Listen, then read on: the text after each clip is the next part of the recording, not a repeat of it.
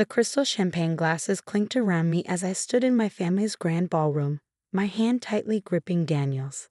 The annual Harrison Foundation Gala was in full swing, Boston's elite mingling and networking in their finest evening wear. But all eyes were on us, or more specifically, on the simple silver band adorning my left hand. A teacher. My mother's perfectly painted lips barely moved as she hissed the word. Alexandra, please tell me this is some sort of joke. My name is Alexandra Harrison, and at 25, I was about to shatter my family's carefully constructed world. The Harrisons weren't just wealthy. We were old money, Boston aristocracy, with an investment firm that had been shaping the city's financial landscape for 3 generations. Daniel is a high school physics teacher, I said, keeping my voice steady despite the trembling in my chest. And we're getting married in June.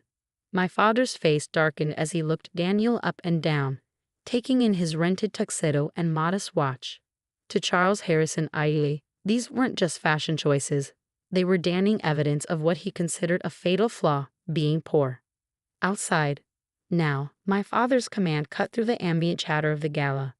Without waiting for a response, he turned and strode toward his study, my mother following in his wake. Daniel squeezed my hand. Want me to come with you? I shook my head, forcing a smile. I need to handle this alone. The walk to my father's study felt like a march to the executioner's block. The sounds of the gala faded behind me as I made my way down the familiar hallway, past the portraits of Harrison patriarchs who had built our family's legacy. My grandfather's stern face seemed to judge me from his gilt frame as I passed. Inside the study, my father stood behind his massive mahogany desk, the same desk where he taught me about investment strategies when I was 12. My mother perched on the leather sofa, her champagne glass now filled with something stronger. Have you completely lost your mind? My father's voice was quiet, which was always more dangerous than his shouting. A public school teacher. Do you have any idea what this will do to our reputation? Daniel is brilliant, I said, standing my ground. He's dedicated to his students, passionate about education. Passionate about our money, you mean? My mother interjected. Really, Alexandra, how naive can you be? The irony of her words almost made me laugh. If they only knew that Daniel had tried to talk me out of the engagement when he learned about my family's wealth, worried that it would change our relationship. He doesn't want our money, I said firmly. In fact, he's the one who suggested a prenup. My father scoffed. Of course he did. He's playing the long game, making himself look noble. I wasn't born yesterday, Alexandra. No, I agreed, feeling a surge of courage. You were born into wealth and privilege, just like I was. But Daniel built himself up from nothing. He worked his way through college, earned his master's degree while teaching full-time. Spare us the Hallmark movie plot, my mother cut in. This isn't about his inspiring backstory. This is about the future of the Harrison name. The future? I felt my careful composure starting to crack. You mean the future where I take over Harrison Investment Group and marry someone from your approved list of suitable bachelors? Someone like Thomas Wellington Ivy, perhaps? My father's eyes narrowed. Thomas would be an excellent match. The Wellington Group's merger with Harrison would create one of the largest investment firms on the East Coast. I don't love Thomas. Love. My father spat the word like it was poison. You think love built this? He gestured to the room around us, to the wealth that had defined our family for generations. Strategy built this. Smart alliances. Understanding your place in the greater scheme. I took a deep breath, steadying myself. I'm marrying Daniel. I don't need your approval, but I'd like your blessing. My father walked around the desk, stopping directly in front of me. If you marry that man, you are no longer a Harrison. No trust fund, no inheritance, no position at the firm. You'll be cut off completely. Is that what you want? The threat hung in the air between us. The Harrison Trust Fund wasn't just money.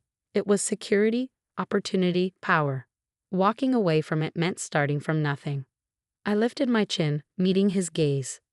Yes, if those are my options. Alexandra, my mother stood up, her voice taking on the wheedling tone she used when she wanted something. Think about what you're doing. You've worked so hard, gotten your MBA, prepared to take over the firm. Would you throw all that away for some teacher? I'm not throwing anything away, I said. I'm choosing my own path. Then you choose it with nothing, my father said coldly. Harrison Investment Group will never be yours. You'll never see a penny of your trust fund. You want to live like common people. Fine, get out. My mother gasped. Charles. No, Margaret, she's made her choice. He turned his back on me, walking to the window. You have until morning to clear out your things from the house. After that, you're no longer welcome here. I stood there for a moment, waiting for them to change their minds, to show some sign that their love for me was stronger than their pride. But my father remained at the window, and my mother simply sank back onto the sofa, lifting her glass to her lips with a trembling hand. Goodbye then, I said softly, turning to leave. At the door, I paused. You know, Grandfather used to tell me that true wealth isn't about money. It's about having the courage to build something meaningful. My father's shoulders stiffened, but he didn't turn around. I walked back to the ballroom, where Daniel was waiting anxiously. One look at my face told him everything he needed to know. I'm so sorry, Alex, he said, pulling me close. We don't have to do this. Your future, your family's company. I silenced him with a kiss, not caring about the scandalized whispers around us. You are my future. The rest we'll build together. We left the gala without saying goodbye to anyone. As we drove away from my family's estate in Daniel's beat-up Honda Civic, I watched the lights of my childhood home fade in the rearview mirror. I should have felt scared, starting over with nothing but my education and determination. Instead, I felt strangely free. What my parents didn't know, what no one knew, was that I had been preparing for this possibility. The past 3 years, while working at Harrison Investment Group, I had been developing my own investment strategy, focusing on emerging technologies and sustainable energy. I had also been building connections, quiet ones, with people who saw the future the same way I did. I had $50,000 saved in a private account, not much by Harrison standards, but enough to start something. And I had an idea, one that would either prove my parents absolutely right about me or show them just how wrong they'd been. Daniel pulled up to our small apartment, my new home. Are you sure about this? He asked one more time. It's not too late to go back.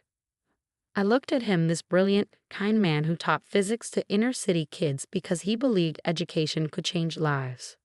Who had supported my dreams even when they seemed impossible. I've never been more sure of anything, I said. Besides, they didn't just give me an ultimatum, they gave me a challenge. A challenge? I smiled, thinking about the plan that was already forming in my mind. They think I can't succeed without their money and connections. Fine. I'll build something bigger than Harrison Investment Group ever was. And I'll do it my way. Little did I know then just how prophetic those words would prove to be. The next 10 years would test everything I believed about myself, about business, and about what it means to create true wealth. But that night, sitting in Daniel's old car, holding the hand of the man I loved, I felt nothing but excitement for the journey ahead. What I didn't realize was that this journey would eventually lead me right back to Harrison Investment Group, but not in the way anyone could have predicted. 10 years can change everything. I sat in my corner office on the 50th floor of a gleaming downtown skyscraper, looking at the email that had just appeared in my inbox. The subject line read, Harrison Investment Group seeking strategic partnership. You need to see this, my CFO, Sarah Chin, said from the doorway. She walked in, tablet in hand. Harrison Investment Group's financials just went public. They're in worse shape than we thought. I took the tablet, scanning the numbers. The story they told was grim. Harrison Investment Group, once the crown jewel of Boston's financial district, was hemorrhaging clients. Their old-school investment approach had failed to adapt to changing markets. They'd missed the tech boom, dismissed sustainable energy as a passing fad, and clung to traditional investments until it was too late. Their stock has dropped 60% in the last year, Sarah continued. They're looking for a buyer. I leaned back in my chair, memories flooding back. 10 years ago, I'd walked away from that company, from my inheritance, with nothing but determination and a dream. Now, as CEO of Phoenix Ventures, I controlled a $500 million investment firm that specialized in exactly the kinds of innovative technologies my father had dismissed. Alex? Sarah's voice snapped me back to the present. What do you want to do? I looked out my window at the Boston skyline. Somewhere out there, my father was probably sitting in his study, trying to figure out how it had all gone wrong. Set up a meeting, I said. But not with my father. I want to meet with the board directly. The last decade had been a whirlwind. After leaving my family, I'd thrown myself into building Phoenix Ventures from the ground up. Starting with my saved $50,000, I focused on identifying promising tech startups and sustainable energy companies that traditional firms overlooked.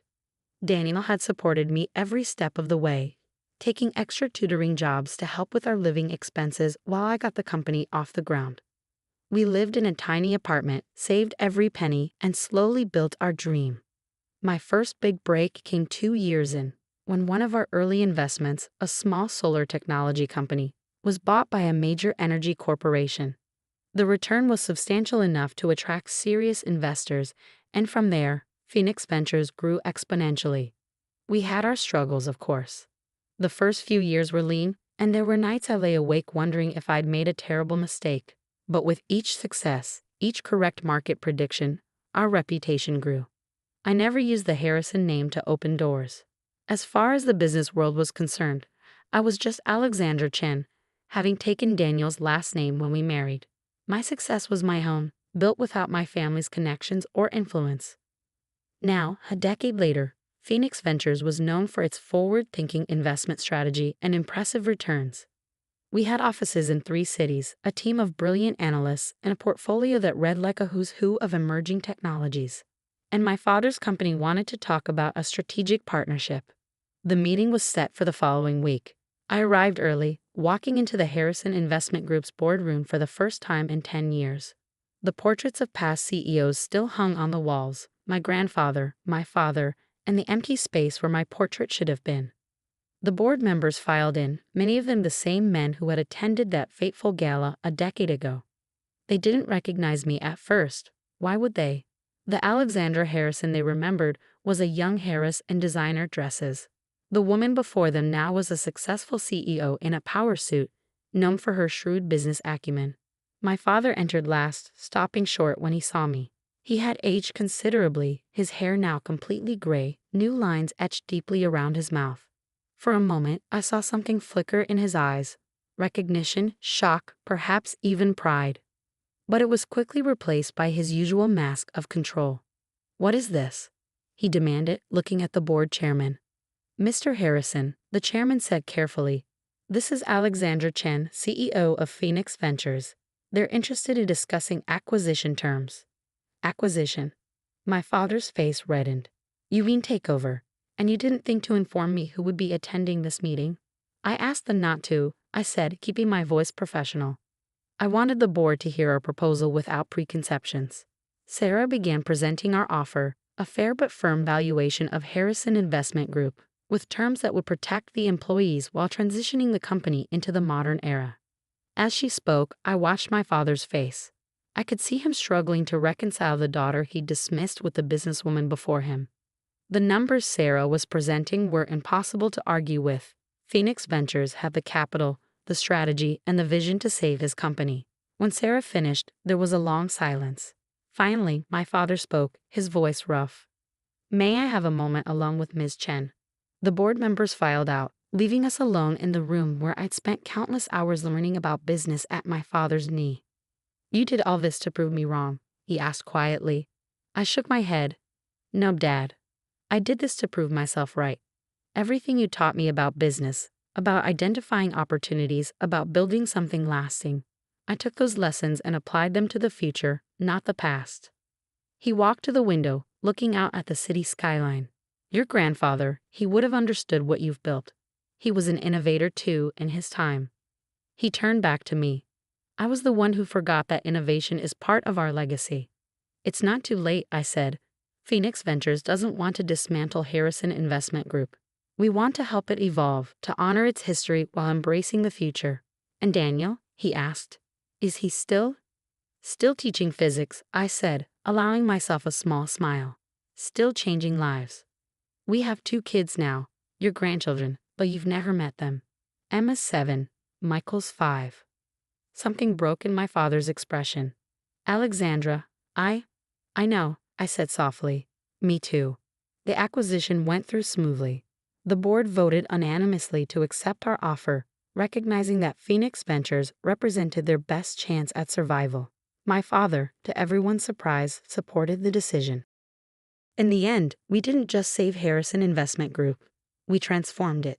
The combined companies, under the Phoenix Harrison Group banner, became one of the most influential investment firms in the country, known for balancing traditional wisdom with innovative strategy. My father stayed on as an advisor, though he stepped down as CEO. Slowly, cautiously, we began rebuilding our relationship. He and my mother met their grandchildren. They came to dinner at our house, not the mansion I could have afforded, but the comfortable home Daniel and I had chosen in a good school district. One evening, after a particularly successful quarter, my father and I were sitting in my office, looking out at the city lights. "You know," he said, "your grandfather used to say something about true wealth being about the courage to build something meaningful." I finished. "I remember." He nodded, looking at me with what I finally recognized as pride. "He would have been proud of you, Alexandra. We both are, even if I was too stubborn to see it sooner." I thought about the journey from that night at the gala to this moment, about all the lessons learned, the bridges burned and rebuilt, the legacy redefined. "The funny thing is," I said, "I'm not sure I would change anything. Every struggle, every setback, it all led to this, to building something that's truly mine, truly meaningful." My father was quiet for a moment. "You know, I always thought I was protecting our family's legacy. But you understood something I didn't. Legacy isn't about preserving the past. It's about building a better future." Later that night, as I drove home to Daniel and our children, I thought about wealth, real wealth, not the kind that sits in trust funds or hangs in portraits on boardroom walls, but the kind that comes from having the courage to follow your heart and the determination to build something meaningful. My children would inherit a different kind of legacy than the one I was born into. They would learn that true success isn't about what you're given, but what you build. That love is worth more than money, and that sometimes losing everything is the first step to gaining something better. As I pulled into our driveway, I saw Daniel teaching Emma about constellations in the backyard, Michael perched on his shoulders. The sight made me smile, remembering that night 10 years ago when I chose this life over my inheritance. It was the best investment I ever made.